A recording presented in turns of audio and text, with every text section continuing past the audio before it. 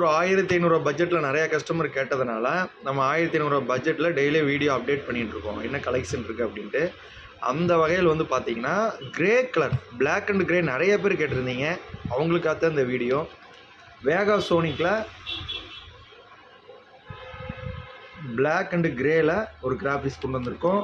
1500 வருது. Clear visor, interior கழட்டி wash பண்ணிக்கலாம்.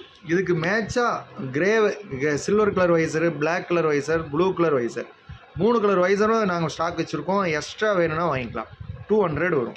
கிளியர் வைசரோடையே நம்ம 1500 கொடுத்துட்றோம். எக்ஸ்ட்ரா வந்து